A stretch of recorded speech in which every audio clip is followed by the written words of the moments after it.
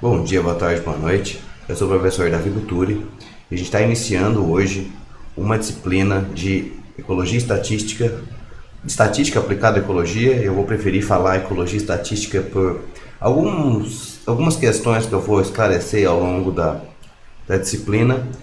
E a gente começa com uma revisão de estatística geral. Com certeza você já cursou ou estatística básica, estatística e probabilidade, noções de estatística. Não sei qual que foi o nome da disciplina que você cursou, mas certamente essas 3 primeiras videoaulas não vão ser novidade, são questões de estatística básica realmente, e a partir da 4ª videoaula a gente entra em questões de estatística aplicada à ecologia ou ecologia e estatística.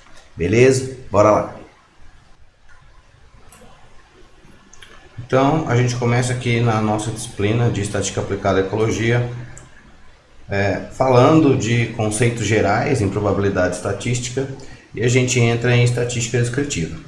Como eu falei, é uma revisão de estatística geral, né, que a gente vai fazer nessas 3 primeiras videoaulas. É bastante conteúdo, então se você quiser algum conteúdo mais específico sobre algum dos pontos dessas 3 primeiras videoaulas, eu vou deixar aqui na descrição do vídeo uma playlist sobre os pontos específicos dessas 3 videoaulas, beleza? Então, o que é probabilidade e estatística, né? Probabilidade é uma área da matemática que se ocupa da medição de incerteza associada a processos estocásticos, eventos, variáveis aleatórias. As questões que ocorrem ao acaso de fato, né? Então a gente procura com a probabilidade medir, quantificar o nosso nível de incerteza a respeito de fenômenos que a gente não sabe exatamente quais são, qual que vai ser a resposta final desses fenômenos, né? Já a estatística é uma ciência que usa das teorias da probabilidade para fornecer métodos para a gente coletar, organizar, descrever e interpretar dados para ajudar a gente na tomada de decisão em determinadas situações. Probabilidade estatística, ou a estatística geral, né, ela é dividida em estatística descritiva, em probabilidade e inferência estatística. A gente vai começar hoje com a estatística descritiva. A gente vai do começo ao fim de estatística descritiva, só nos pontos principais. Na próxima videoaula a gente trata de probabilidade, então vai do começo ao fim, dos pontos importantes em probabilidade para a gente na disciplina de ecologia e estatística. E por fim a gente trata da inferência estatística, e a gente vai, na verdade, se preocupar com as questões de inferência estatística ao longo de todo o nosso curso de estatística aplicada à ecologia, e se ocupando de métodos específicos para realizar a inferência estatística dentro de um contexto de estudos ecológicos. Então, o funcionamento da probabilidade estatística fica claro quando nesse diagrama que a gente vai ver aqui. Existe uma população-alvo, uma população no sentido estatístico, não no sentido biológico, né? Uma população-alvo que é simplesmente uma coleção de elementos que partilham alguma característica em comum que a gente quer conhecer, né? E nessa população-alvo, às vezes ela não é uma população física, ela às vezes é conceitual, às vezes ela é hipotética. Nos casos de experimentos é muito comum a gente ter uma população hipotética, porque a gente não vai lá e amostra essa população-alvo, a gente cria essa população-alvo de alguma maneira no experimento. Essa população pode ser finita ou infinita, apesar de que a gente vai se concentrar em métodos inferenciais para populações que sejam infinitas, ou pelo menos grandes o suficiente para a gente assumir que elas sejam infinitas. E elas podem ser naturais ou artificiais, à medida em que a gente ou coleta dados que estão disponíveis sem manipulação ou com manipulação, né? Dados provenientes de amostragem ou de experimentação. Bom, nessa população-alvo, justamente, a gente realiza um processo de amostragem ou de experimentação e obtém uma amostra, né, que a gente supõe ser representativa dessa população-alvo. Uma amostra nada mais é que uma coleção limitada de elementos da população-alvo. Então, é um subconjunto de elementos da população-alvo. Como obter a amostra, a gente precisa estudar aí processos de amostragem ou delineamentos amostrais, delineamentos experimentais. Tem duas disciplinas dedicadas só a esses dois assuntos, né? Estatística experimental, por exemplo, né? E a disciplina de amostragem seriam convenientes para a gente explorar de forma mais aprofundada essas formas de se obter amostras da população. A gente vai falar, esse tema está diluído, né, nessa disciplina. A gente não vai ter aulas específicas de experimentação, nem aulas específicas de amostragem, mas dependendo das condições das nossas motivações, dos nossos exemplos, a gente está em uma situação ou outra, e eu vou procurar esclarecer essas questões ao longo do curso. Tá? A amostra vai conter as observações que formam o nosso conjunto de dados, e a gente supõe que essa nossa amostra represente de forma imparcial a população, né? Uma vez que eu tenho a amostra, o meu objetivo é tirar conclusão a respeito da população-alvo, fazer inferência estatística a respeito da população-alvo. O que é isso? É generalizar, de acordo com determinadas técnicas e regras, os resultados observados na amostra para a população toda. Como a amostra só uma pequena parte da população, a gente vai ter incerteza quando for generalizar. E aí que entra a probabilidade nesse contexto de quantificar a incerteza no processo de generalização dos resultados da amostra para a população por meio de probabilidade. A gente quantifica essa incerteza por meio da probabilidade. Então, a população é o mundo onde vivem as probabilidades, né? E a amostra é o mundo onde vivem as estatísticas. E nesse sentido, probabilidade e estatística são dois lados de uma mesma moeda. Tudo que acontece na população vai envolver probabilidades, tudo que acontece na amostra vai envolver estatísticas, e elas estão interrelacionadas por esse processo. População, a gente retira um pedaço da população por amostragem e experimentação, a gente tem a amostra e a gente vai com a amostra generalizar os resultados para a população. Então, tem várias formas de se realizar a amostragem, né? Amostragem aleatória simples, amostragem sistemática, estratificada, né? Delineamentos experimentais também tem vários, delineamento inteiramente casualizado, delineamento em blocos, delineamento em quadrado latino. Bom, nós não vamos ter aulas específicas sobre esses assuntos. Como eu falei, esses assuntos estão diluídos ao longo das nossas videoaulas de estatística aplicada à ecologia. E na parte de inferência, ela normalmente é dividida em estimação pontual, intervalar e testes de hipótese. E eu vou esclarecer, a gente vai ter uma aula de inferência geral, né, a nossa terceira videoaula sobre esse assunto. E aí esses conceitos eu vou explorar melhor lá nessa videoaula. Hoje então a gente está fazendo estatística descritiva, que é um processo anterior à inferência, um processo anterior à generalização dos resultados da amostra para a população. A gente vai tomar o nosso conjunto de dados e procurar descrever, procurar resumir o conjunto de dados. Então, esses conceitos de população e amostra são coisas que eu acabei de falar. Eu só vou deixar escrito nos slides aqui, diferenciando algumas questões de população tangível para população conceitual. Essas definições a gente não vai precisar de forma urgente delas, mas está aí para você ler esses exemplos de população e esses conceitos escritinhos para você estudar melhor. Então, nossa estatística descritiva, ela é um ramo da ciência estatística, né, que se ocupa de organizar, resumir e interpretar inicialmente o conjunto de dados, né?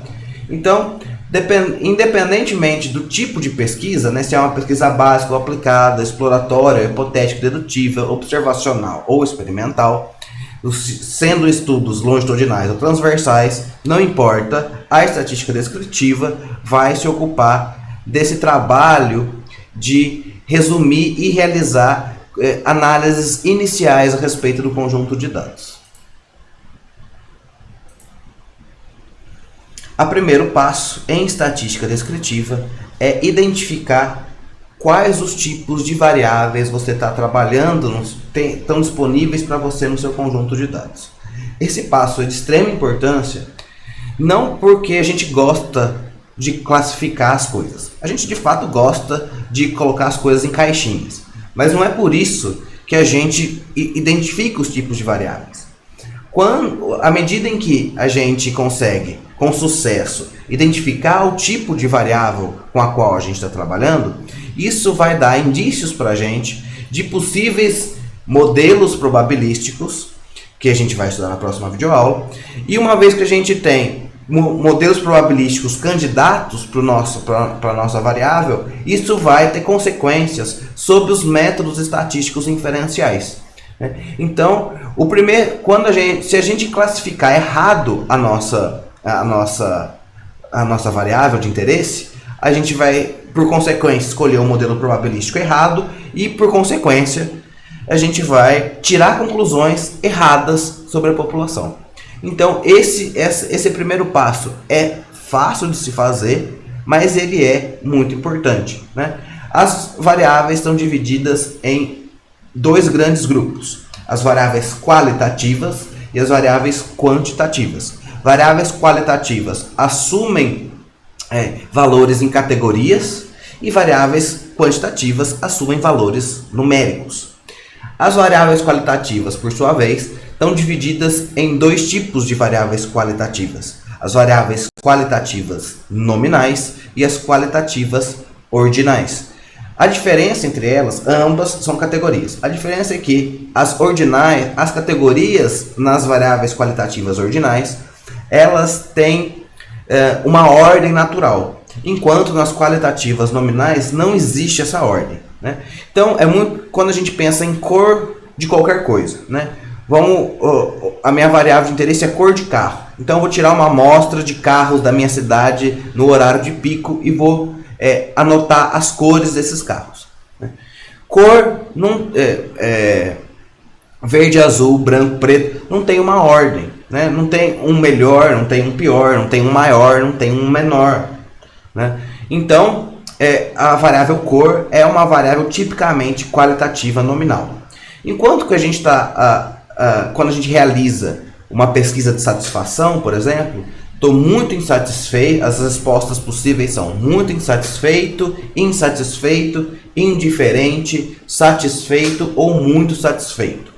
Nesses casos, a variável é categórica, porque cada uma dessas respostas possíveis é uma qualitativa, é uma variável qualitativa, não tem um número, pelo menos não tem um número que seja um número de verdade, né? E tem uma ordem nessas categorias, né? É claro que estar muito insatisfeito é pior do que estar indiferente, né? Então, são categorias que exibem uma ordem. E já no grande grupo de variáveis quantitativas, que são valores numéricos, né? Que são variáveis medidas de forma numérica, a gente tem também dois subgrupos: as variáveis quantitativas discretas e as variáveis quantitativas contínuas. As variáveis quantitativas discretas são aquelas que assumem valores em números inteiros, né? Podem ser números negativos, mas os passos que essas variáveis, que esse tipo de variável dá é de 1 em 1. Por exemplo, quando a gente vai contar número de espécies. Número de espécies não tem 1,25 espécie, ou tem uma ou tem duas, né?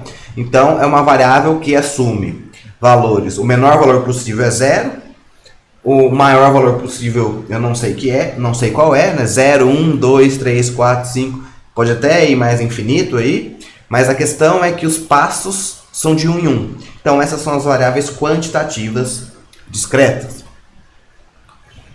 Já as variáveis quantitativas, perdão, já as variáveis quantitativas contínuas são aquelas que assumem valores em intervalos, né? Pode ser que se assuma valor em qualquer número real, mas uma característica das variáveis quantitativas contínuas é que ela precisa assumir valores em intervalos. A maior parte das variáveis ambientais, né, quando a gente mede pH, por exemplo, a gente mede temperatura, mede salinidade, são todas variáveis que assumem valores em intervalos, são variáveis quantitativas contínuas. As variáveis quantitativas contínuas sempre vão ter casas decimais, né? A não ser que a gente limite a precisão do instrumento de medida. Por exemplo, a gente pode medir o tempo em minutos, mas a gente pode medir fornecer casas decimais para esses minutos, né? Então, tantos minutos e tantos segundos e tantos milissegundos. Enfim, o que acontece é que nas variáveis quantitativas contínuas, elas são limitadas apenas pela precisão do nosso instrumento de medida. Se a gente tivesse um instrumento infinitamente preciso, a gente ia ter infinitas casas decimais numa variável quantitativa contínua. O mesmo não é verdadeiro para a variável quantitativa discreta. Ela é sempre medida sem erro de instrumento, né? Ela é determinada, como são intervalos de passos de 1 em 1, a precisão do instrumento de medida não é importante nesses casos. Então eu deixei aqui alguns exemplos, né? Eu defino o que são as variáveis qualitativas nominais e ordinais, as quantitativas discretas e contínuas. E tem aí alguns exemplos, né, em ecologia, né, dessas variáveis. Então, dependendo do nosso tipo de variável, a gente vai procurar resumir essa variável observada. Ou a gente vai construir gráficos, ou a gente vai construir tabelas, né? E dependendo do tipo de variável, a gente usa tipos de gráficos diferentes ou tipos de tabelas diferentes. Então, se a nossa variável é qualitativa, a gente pode ser nominal ou ordinal, tanto faz, a gente usa gráficos de setores, gráficos de colunas ou gráficos de barras, né? Se a nossa variável for quantitativa contínua, a gente usa ou histogramas ou polígonos de frequências, né? Isso daí com relação aos gráficos. Com relação às tabelas, se a gente tem uma variável que é qualitativa, a gente usa uma tabela de frequências, ou se a nossa variável é quantitativa contínua, a gente usa uma tabela de distribuição de frequências. Para as variáveis quantitativas discretas, o único tipo de gráfico que eu não recomendo de forma alguma é o gráfico de setores, né? O gráfico de pizza. Tem muitas críticas a respeito desse tipo de representação gráfica, né? Às vezes ela é útil, né, quando a gente tem poucas categorias e tudo mais, né? Mas em geral a gente não usa setores para variáveis quantitativas discretas. Porém, todas as outras tipos de representações podem ser usadas para variáveis quantitativas discretas. O que vai diferenciar uma situação de outra vai ser basicamente o número de valores diferentes que aparecem no seu conjunto de dados.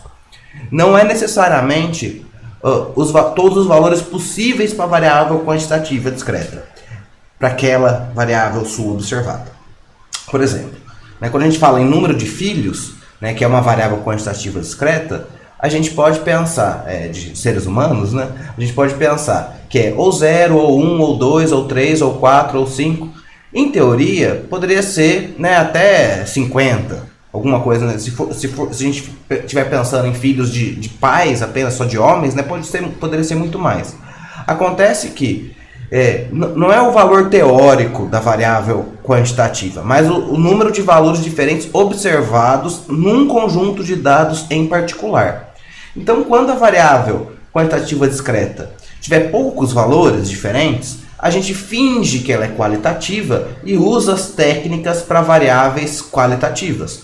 Se, por outro lado, essa variável quantitativa discreta estiver assumindo muitos valores diferentes num conjunto de dados em particular, a gente finge que ela é quantitativa contínua e usa as técnicas para resumir variáveis quantitativas contínuas. Então vai depender muito aí das condições da variável particular, do conjunto de dados em particular, quando estiver observando variáveis quantitativas discretas, né? E também depende do ponto de vista estético, né?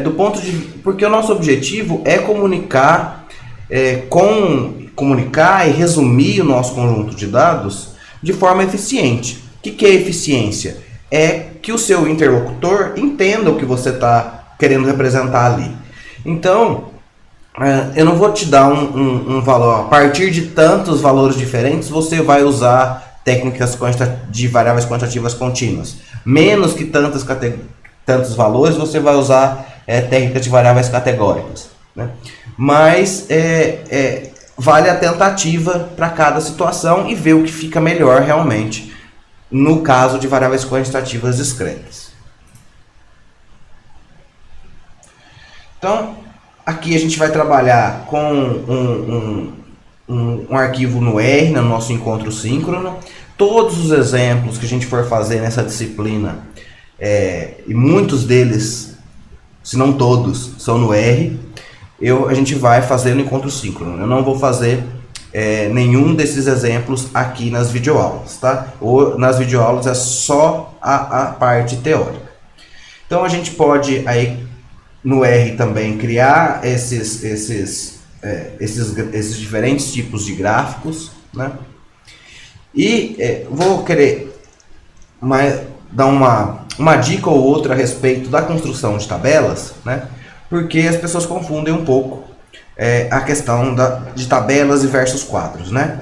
Então, tabelas a gente sempre enumera, né, de forma contínua, tabela 1, tabela 2, tabela 3, sempre na ordem. Toda tabela que existe no seu documento, no seu artigo, na sua dissertação, ela deve ser numerada e deve ser citada no texto principal, né? Então a gente tem na tabela um título que tem que permitir a compreensão isolada daquela tabela, fora de contexto, né? Então tem que ser um título bastante explicativo.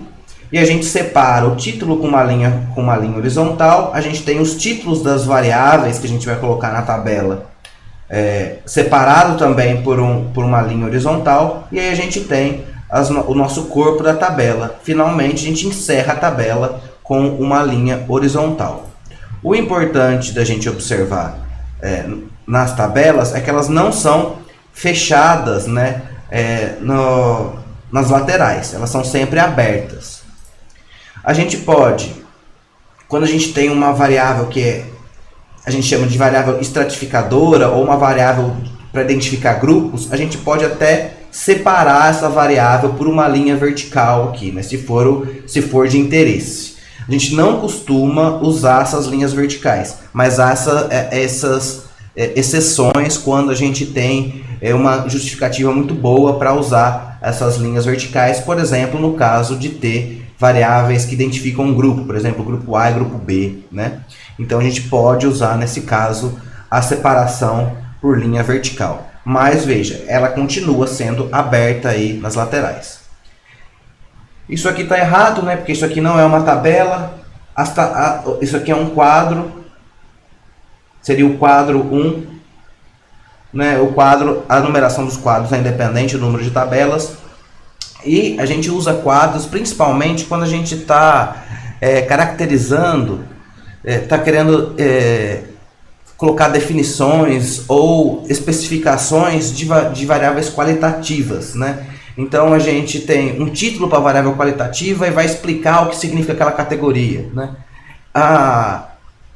Os quadros são mais utilizados nas humanidades do que são usados nas ciências naturais, mas isso é uma convenção, isso não é obrigatório, né?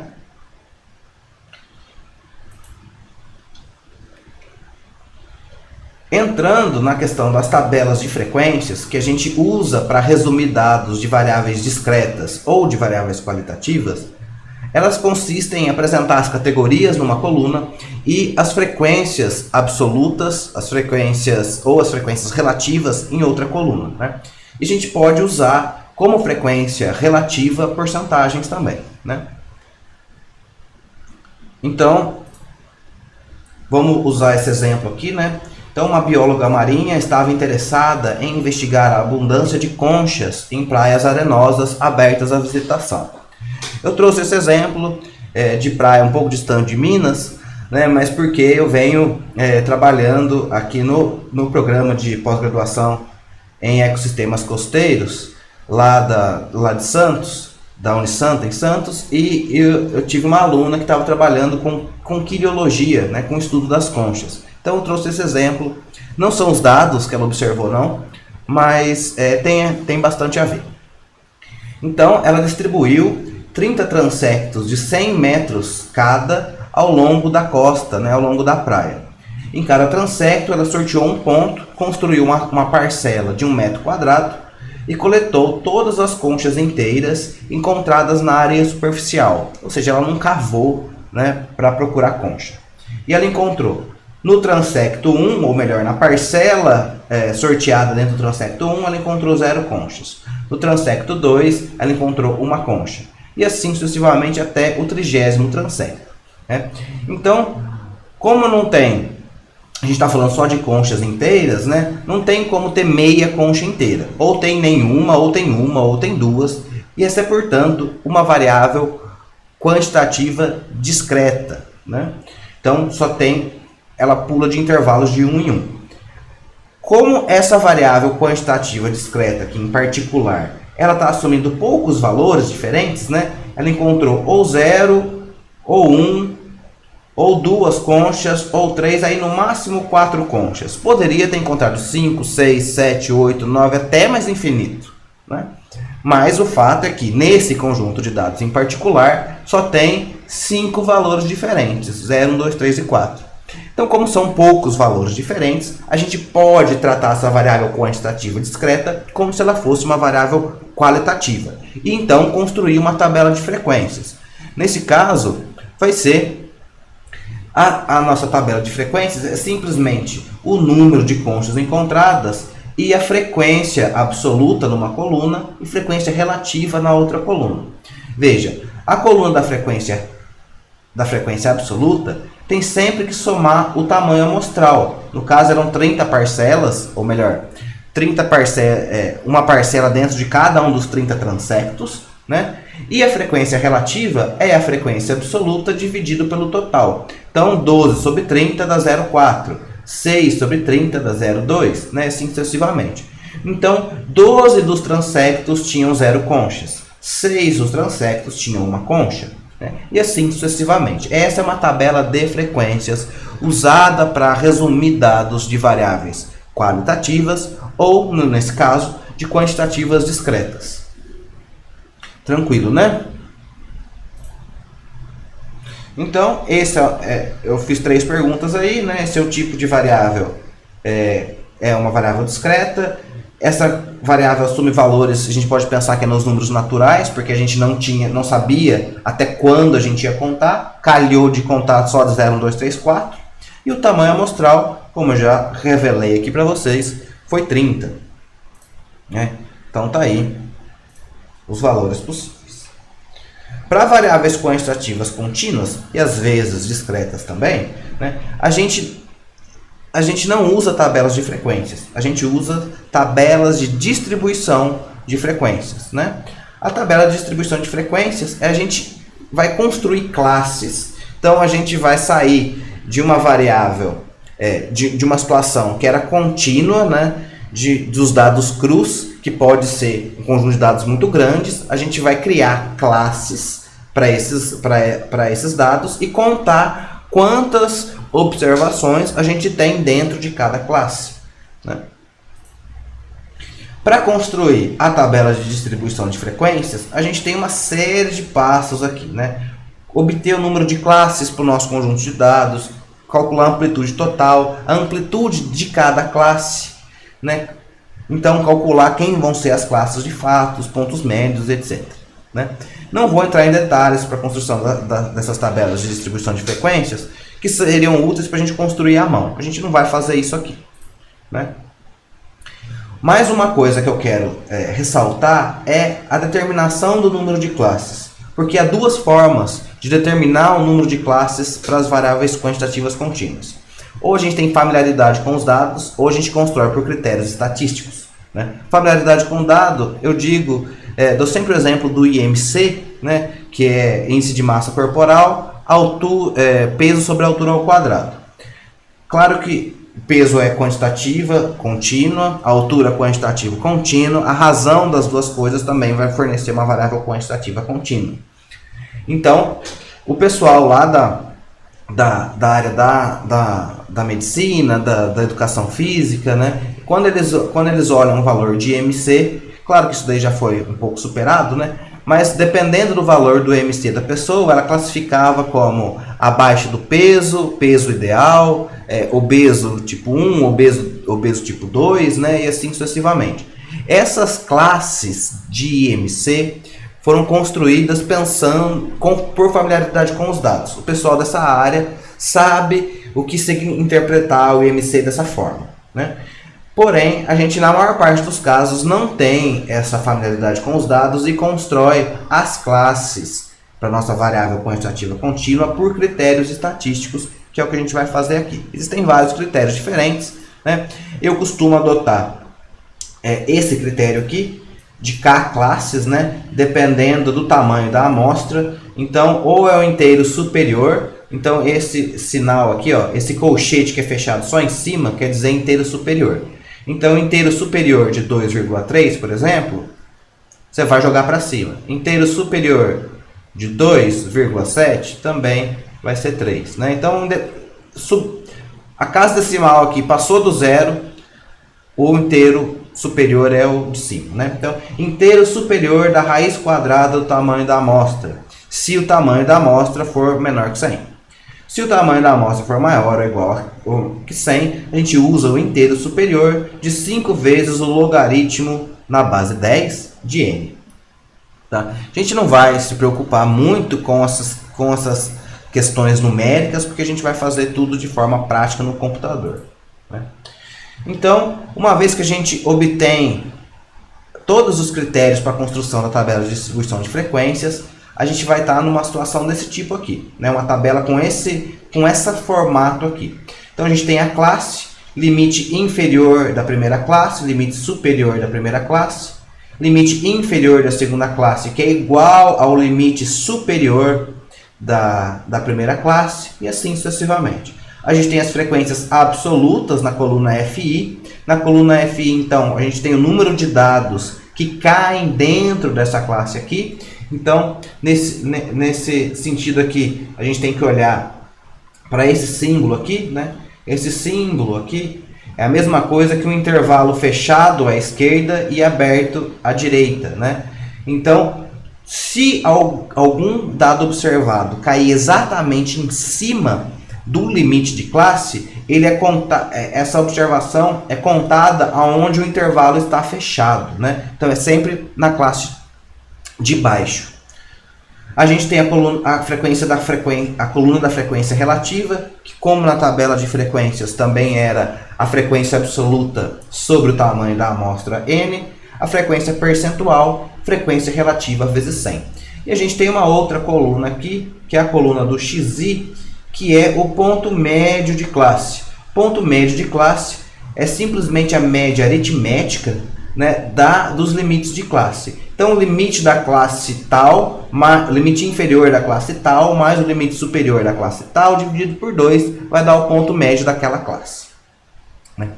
A gente calcula esse ponto médio de classe porque ele está associado à hipótese tabular básica, né? A hipótese tabular básica afirma que todas as observações que caem em uma classe são iguais ao ponto médio de classe.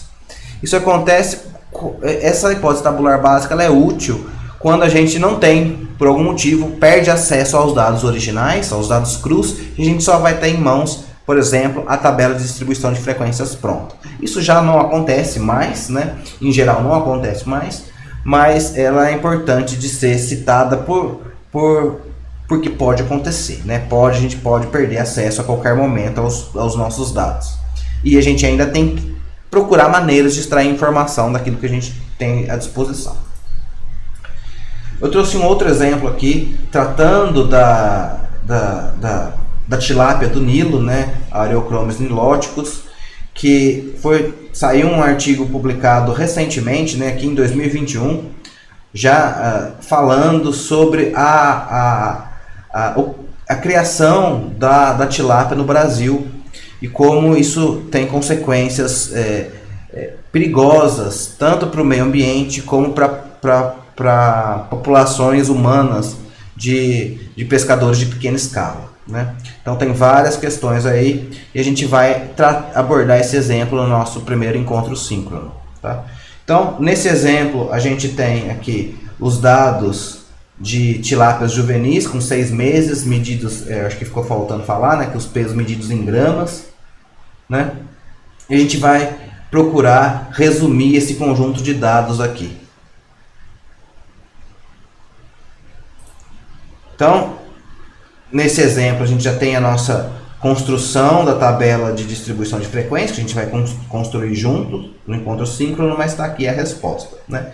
Então, as classes, quer dizer, quantos indivíduos pesavam entre 632 e 684 gramas, né? Então, 3 indivíduos. Quantos indivíduos tinham peso entre 684 e 734 gramas? 2 indivíduos. Né? E o ponto médio de classe, 632 mais 684 dividido por 2. Frequência relativa, frequência absoluta dividido pelo tamanho da amostra, que eram 50 indivíduos amostrados, né? Então 0,06. Frequência percentual, simplesmente a frequência relativa vezes 100. Ao invés de construir uma tabela de distribuição de frequências, ou melhor, baseado na construção da tabela de distribuição de frequências, a gente pode usar gráficos para representar a distribuição dos nossos dados, né? A gente pode usar um histograma ou um polígono de frequências, eles são representações equivalentes, né? E o histograma aparece de forma muito mais frequente aí, para a representação das variáveis quantitativas contínuas, né? Então, o histograma parece um gráfico de colunas, só que no gráfico de colunas, as colunas estão separadas umas nas outras. No histograma, as colunas estão coladinhas umas nas outras, para dar a ideia justamente, no gráfico de colunas, a separação da ideia de categoria ou de quantidade discreta, que elas são coisas separadas, e no histograma, as colunas estão coladinhas para representar, para dar essa ideia de continuidade. Então a gente já comunica para o nosso interlocutor qual tipo de variável que a gente está trabalhando, né? Então, a gente pode colocar no eixo X, na construção do histograma, os nossos pontos médios de classe ou os limites de classe também, tudo bem, né? O ponto médio tem que coincidir aqui com o meio da coluna, com o meio da nossa coluna que representa a frequência ou relativa, ou absoluta, ou percentual. Mas se a gente optar pelos limites de classe, então os limites de classe têm que estar nas bordas das nossas colunas. O polígono de frequências é essa linha aqui em azul, né? A diferença, o polígono de frequências, ele é dado pela união de segmentos de retas entre os pontos médios cujas alturas, né, estão nas frequências de interesse aqui. A única diferença é que o polígono de frequência ele tem que fechar. Ele tem que bater no eixo X antes da primeira classe e depois da última classe. Mas é a mesma coisa. O importante, uma coisa interessante dos histogramas é a possibilidade de a gente classificar essa distribuição de frequências em simétrica, né? Quando a gente tem o que acontece antes do pico, né? Se a gente traçar aqui uma linha aqui no pico. Quando o que acontece antes do pico é parecido com o que acontece depois do pico, a gente está num caso simétrico. Ou a gente pode estar num caso assimétrico, né? Em que a gente tem um buraco aqui à direita, daí a gente tem assimetria à direita, ou um buraco aqui à esquerda e a gente tem assimetria à esquerda. Isso é importante para a gente porque classificar a distribuição de frequências vai dar uma ideia para a gente de quais os modelos probabilísticos que a gente vai se interessar em usar para o nosso processo inferencial. Então, essas classificações, tanto do tipo de variável, né, que a gente já fez, como da distribuição de frequências, ela não acontece só pelo prazer de classificar, não. Né? Isso daqui dá indícios para a gente do comportamento probabilístico da nossa população, da nossa amostra. Né? Então, isso daí tem consequências sobre a escolha do modelo probabilístico, que por sua vez vai ter implicações sobre os métodos estatísticos inferenciais.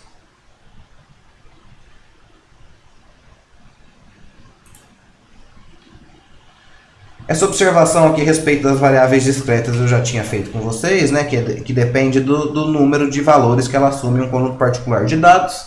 Eu vou optar por uma técnica ou por outra, né, ou por uma técnica das variáveis qualitativas ou por uma técnica das variáveis quantitativas contínuas. Uma outra forma da gente resumir conjuntos de dados, né, descrever os conjuntos de dados, é a partir das medidas resumo. Tem vários tipos de medidas resumo. A gente vai estudar 3 tipos principais aqui, né? As medidas de tendência central, na sequência as medidas de dispersão e por último as medidas separatrizes. As medidas de tendência central são aquelas que vão resumir o conjunto de dados em um único valor informativo que procuram representar o centro da distribuição dos dados, né? Procuram representar em torno de que os seus dados assumem valores, né? A gente tem as 3 principais medidas de tendência central, são média, moda e mediana, né? E a gente tem a média aritmética, né? Que é simplesmente somar todo mundo e dividir pelo número de coisas que a gente somou. Então é uma conta que você deve estar bastante acostumado já a fazer, né? A moda é o valor que mais se repete num conjunto de dados, e a moda é muito útil para variáveis que são qualitativas e para variáveis quantitativas discretas. Só que num conjunto de dados a gente pode ter nenhuma moda, pode ter uma moda, pode ter mais de uma moda, né? Então a gente fala que um conjunto de dados pode ser amodal, unimodal ou multimodal. E quando tem 2 modas, né, tem o caso particular de bimodalidade.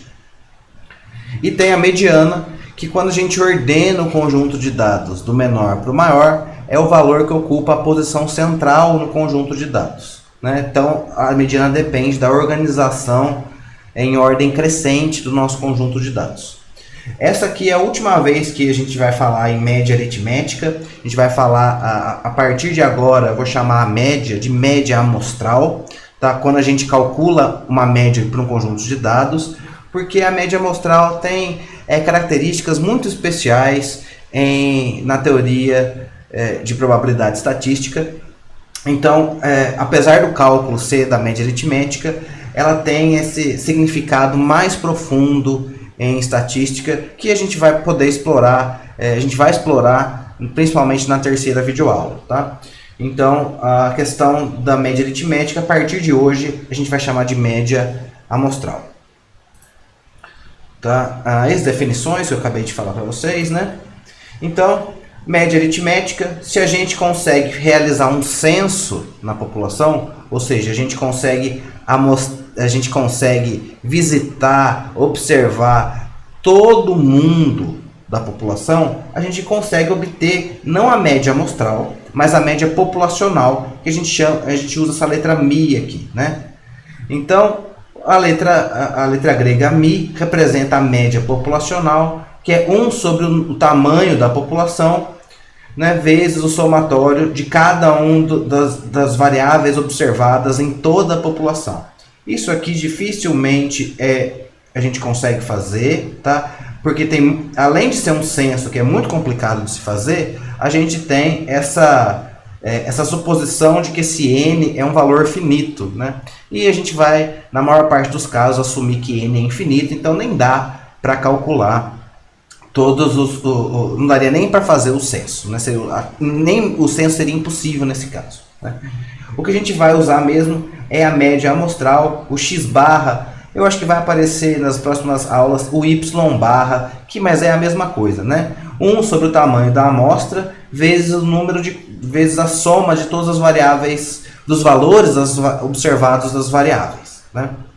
Da nossa variável de interesse. A mediana vai depender se o tamanho da amostra é par ou é ímpar.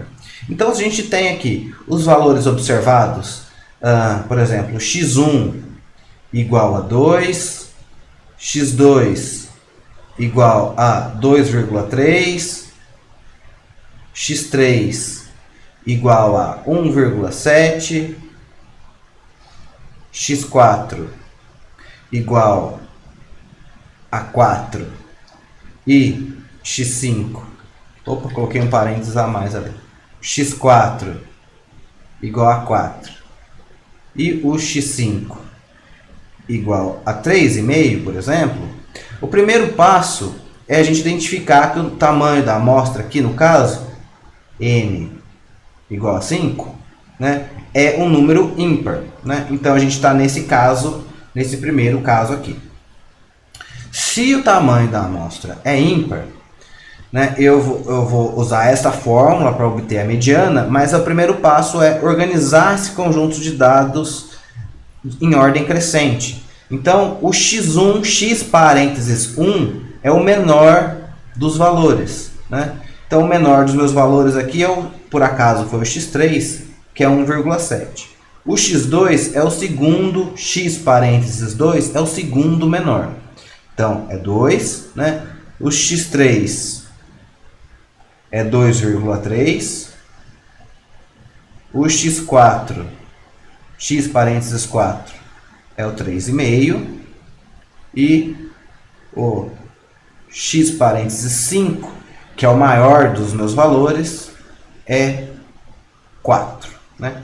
Então, veja, o parênteses aqui no índice do x denota ordenação. x1 é sempre o menor dos valores e o xn, né, o x parênteses n, é sempre o maior dos valores. Então, é nesse sentido que a gente vai observar essa fórmula da mediana aqui.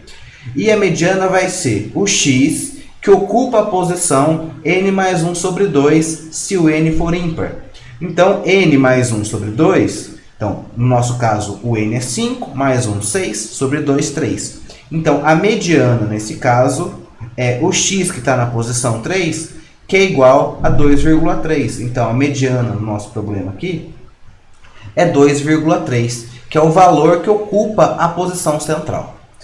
Se o n, por outro lado, for par, né, se eu tivesse um outro valor aqui, um x6 igual a 4,2, por exemplo, né, aí eu ia ter aqui o x parênteses 6, coincidentemente, é igual ao x6 dos meus dados, 4,2. Mas o meu tamanho de amostra agora é par, né? Porque eu saí de um n5 para um n igual a 6. Então, nesse caso do n igual a 6, a mediana vai ser dada pela média aritmética dos dois valores centrais, né? Então, que é o n sobre 2, 6 sobre 2, 3. O valor que está na posição 3 é 2,3. Então, fica 2,3 mais o x que está na posição n mais 2 sobre 2. O n é 6 mais 2, 8 sobre 2, 4. O x que está na posição 4, né? O x4 é 3,5. Então, fica 2,3 mais 3,5 sobre 2. Então isso daqui dá 2 mais 3, 5, 5,8 sobre 2, né? Então a nossa mediana nesse caso 2,9. Claro que a gente vai fazer tudo isso no computador, estou resolvendo isso aqui na mão, só para te dar uma ideia de como funciona o pensamento do cálculo da mediana amostral.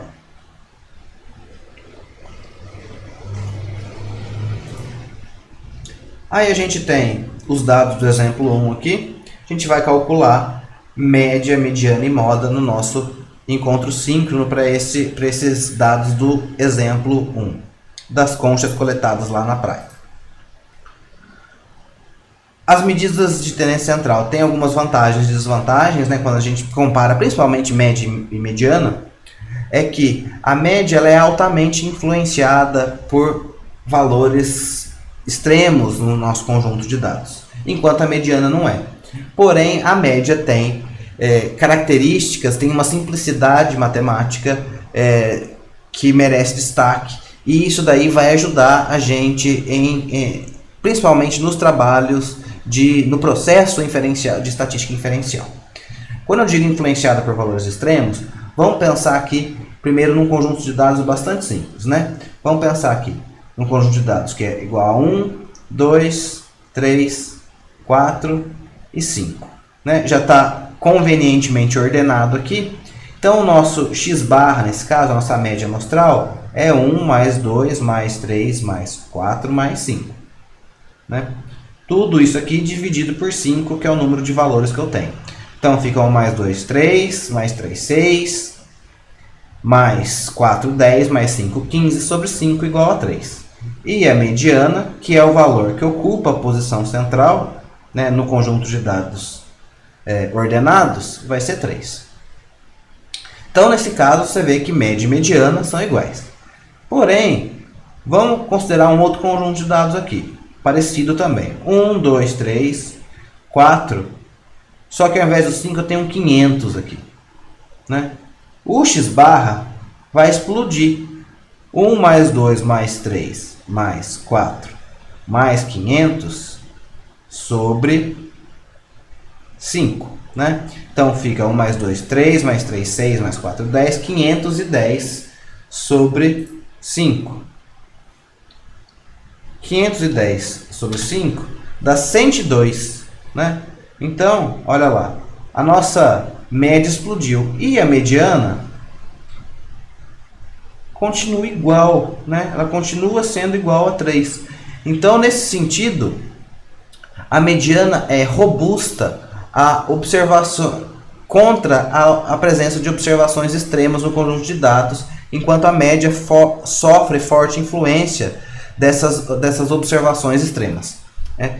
Então, isso também está associado à questão da simetria da distribuição. Dados que apresentam distribuições simétricas, tanto vai importar qual a medida de tendência central que a gente vai escolher para o nosso conjunto de dados. A verdade é que a gente acaba escolhendo a média quando a distribuição é simétrica, porque ela é matematicamente mais simples. Porém, eu poderia utilizar a mediana ou a moda também para esses casos. Quando, por outro lado, a gente tem forte assimetria, ou a gente tem assimetria na distribuição dos nossos dados, a média perde, né, porque ela acaba sendo influenciada por esses extremos, né, enquanto que a mediana é robusta. E então, na presença de assimetria, a gente acaba preferindo uma medida de tendência central diferente da média. Existem outras, né, medidas de tendência central, como a média geométrica e a média harmônica.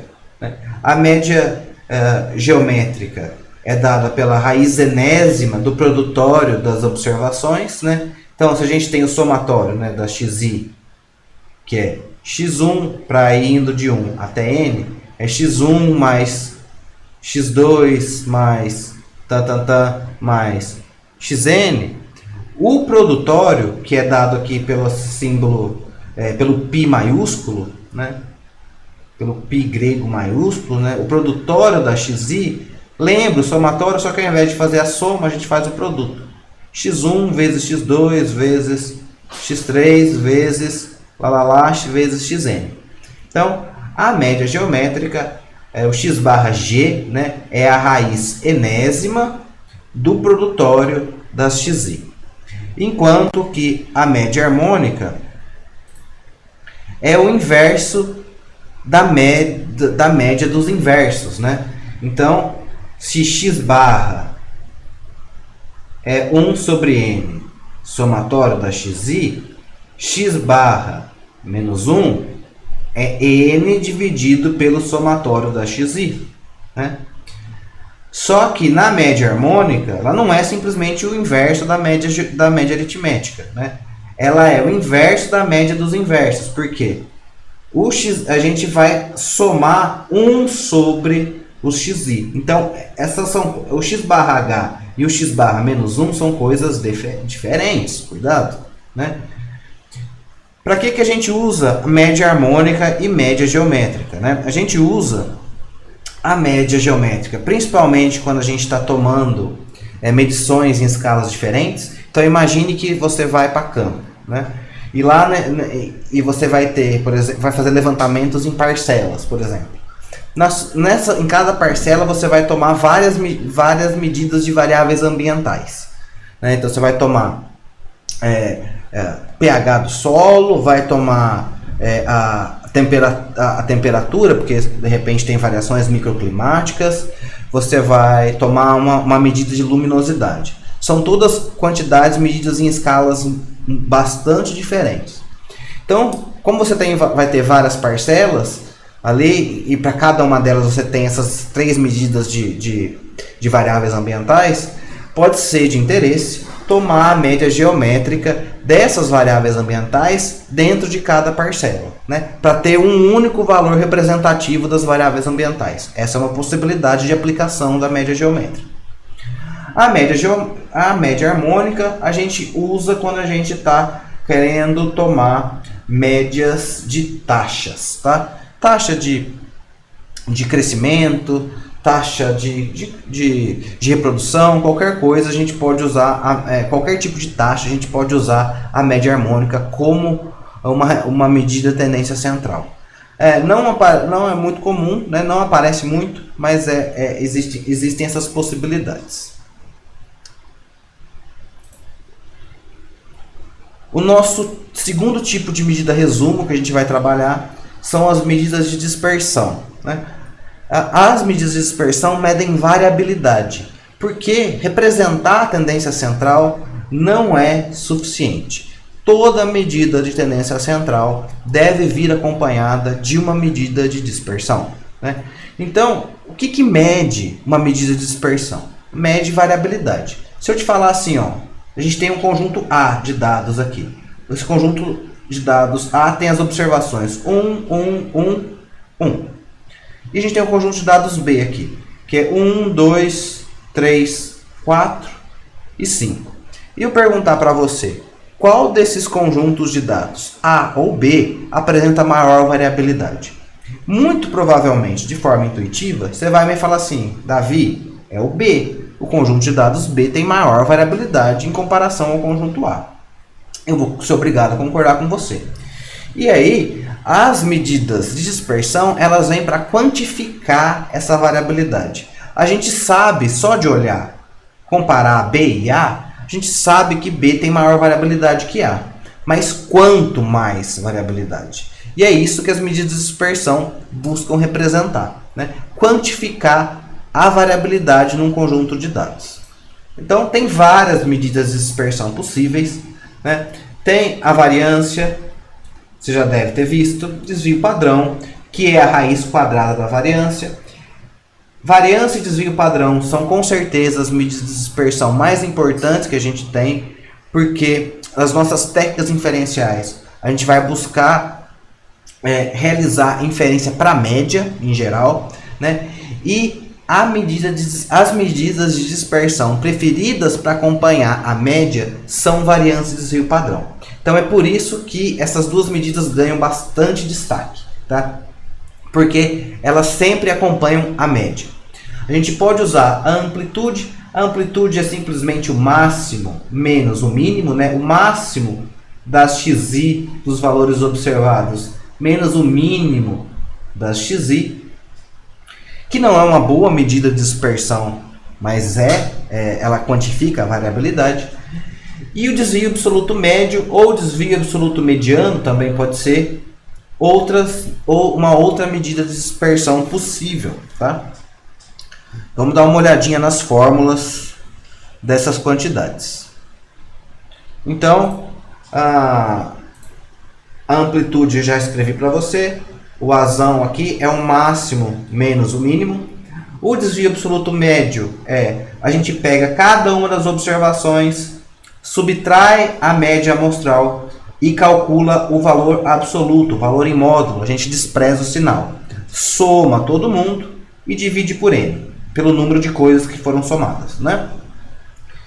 Então, a gente poderia substituir o x barra aqui pela mediana, né? E ter o desvio absoluto mediano. Esse dm, né, esse d, desvio absoluto mediano, ele é a medida de dispersão que a gente gosta de acompanhar a mediana. Então, caso o seu conjunto de dados apresente assimetria, você vai pegar como medida central a mediana e calcular o desvio absoluto mediano para acompanhar a mediana. Vai usar o desvio absoluto mediano como medida de dispersão, né? Também é uma outra medida possível para medir a dispersão no conjunto de dados. Por fim, a gente tem variância e desvio padrão, né? Sigma ao quadrado é o símbolo grego que a gente vai usar para representar a variância populacional. Também a gente pode usar, calcular a variância populacional quando a gente faz um censo em uma população que é finita. Raramente isso daqui vai acontecer, né? O que a gente vai usar é a variância amostral, que a gente chama de S2. Como que a gente calcula o S2?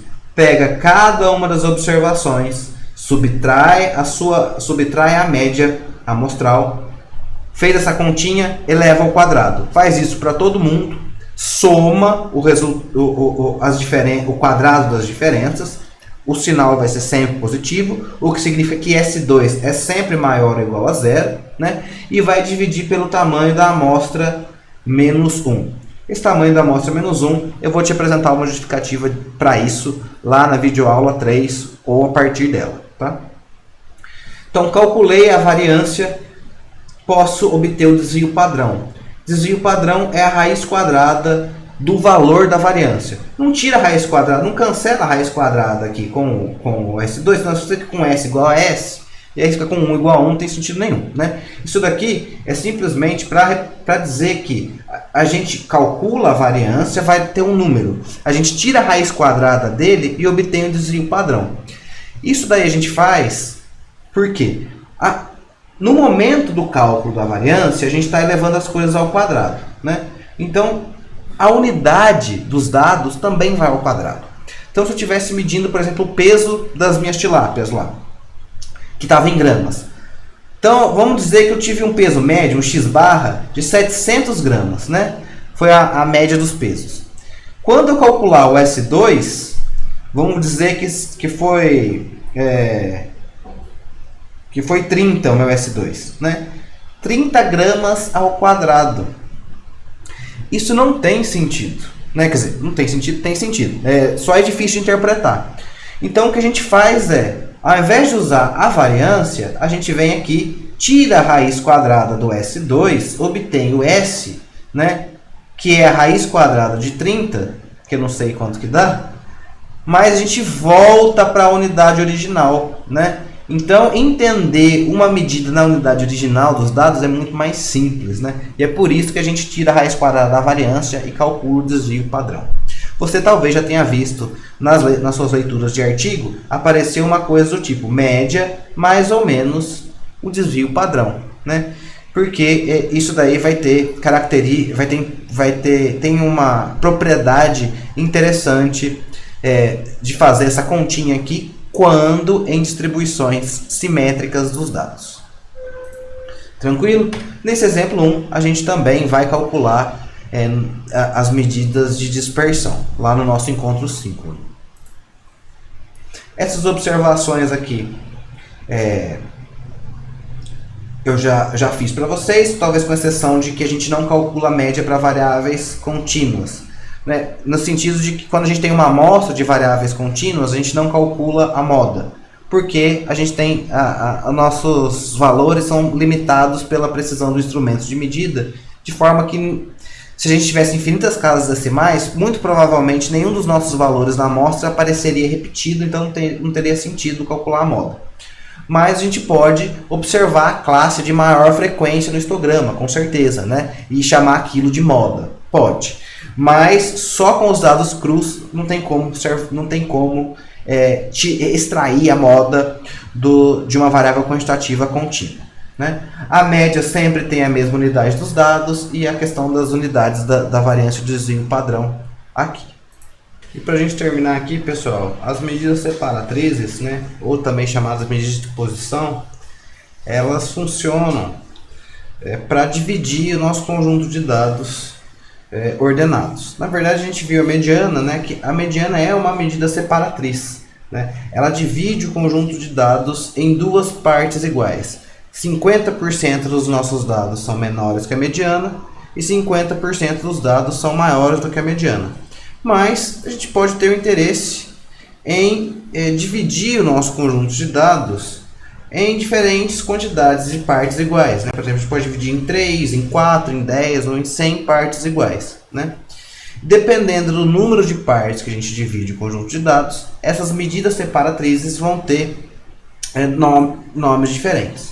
Por exemplo, se eu decidir dividir o meu conjunto de dados em 3 partes iguais, eu preciso fazer 2 cortes, né? Então imagina aqui que o nosso conjunto de dados é uma barra de chocolate, né?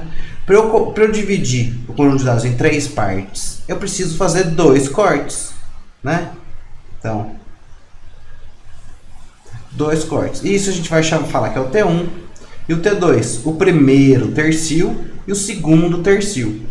A interpretação também vai ser similar, né? Então, 33% do conjunto de dados é menor que o primeiro tercio. E 66%, né? 66,7% aproximadamente, vai ser menor que o segundo tercio, 33 mais 33%. De forma que sobram 33% dos dados maiores que o segundo tercio.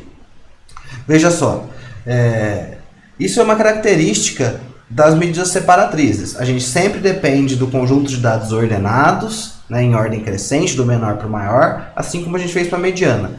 E dependendo do número de vezes que a gente vai dividir o nosso conjunto de dados, a gente vai ter uma quantidade de medidas separatrizes. Se a gente for, por exemplo, dividir o nosso conjunto de dados em 4, a gente vai ter os quartis, né? Como a gente vai dividir em 4, a gente precisa fazer 3 cortes, né? Divide na metade e cada metade na metade de novo. Então a gente tem o primeiro quartil, o segundo quartil e o terceiro quartil. Então 25% dos dados são menores que o primeiro quartil, 50% dos dados são menores que o segundo quartil, ou seja, o segundo quartil é igual à mediana, né? E 75% dos dados são menores que o terceiro quartil. E claro que sobra 25% aqui maiores que o terceiro quartil. A mesma coisa, uma interpretação similar vai acontecer para os decis e para os percentis.